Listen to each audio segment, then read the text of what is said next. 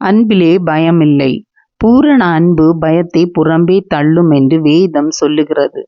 பிரியமானவர்களே, தேவ அன்பு நம் இருதயத்தை பூரணமாக நிரப்பி இருக்குமானால் நாம் இந்த உலகத்தில் உள்ள எந்த சக்தியும் கண்டு பயப்பட மாட்டோம். கர்த்தருக்காக எந்த அதிகாரத்தின் முன்னால் நிற்கவும் அஞ்ச மாட்டோம்.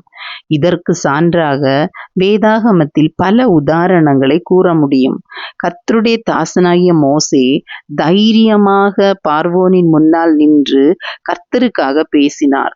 தாவீது சிறு பையனாக இருந்த போதிலும் ராட்சசனான கோலியாத்தின் முன்னால் தைரியமாக எதிர்த்து நின்று கல்லெறிந்து அவனை கொன்றார்.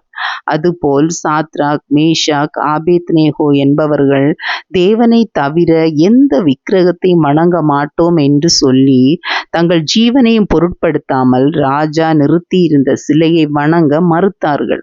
இவர்களையெல்லாம் கர்த்தருக்காக இத்தனை உறுதியாய் தைரியமாய் நிற்கச் செய்தது அவர்கள் தேவன் மேல் வைத்திருந்த அன்பும் பக்தி வைராக்கியமுமே. அன்பான தேவ ஜனமே, கடைசி காலத்தில் வாழ்ந்து கொண்டிருக்கின்ற நம்மை சுற்றியும் அநேக சவால்கள் இருக்கலாம், அல்லது இனி நாம் எதிர்கொள்ள வேண்டியது வரலாம். ஆனால் எந்த சூழ்நிலையிலையும் கர்த்தருக்காக தைரியமாக நிற்க வேண்டுமானால் நாம் தேவ அன்பில் பூரணப்பட வேண்டும். பவுலப்போஸ்தலர் கூறும்போது, கிறிஸ்துவின் அன்பை விட்டு நம்மை பிரிப்பவன் யார்? உபத்திரவமோ, வியாகுலமோ, துன்பமோ, பசியோ, நிர்வாணமோ, நாசமோசமோ, பட்டயமோ, மரணமானாலும் ஜீவனானாலும் தேவ தூதர்களானாலும் அதிகாரங்களானாலும் வல்லமைகளானாலும் வேறெதுவானாலும் நம்முடைய கர்த்தராகிய இயேசு கிறிஸ்துவின் மேலுள்ள தேவனுடைய அன்பை விட்டு நம்மை பிரிக்க மாட்டாதென்று நிச்சயித்திருக்கிறேன் என்றார்.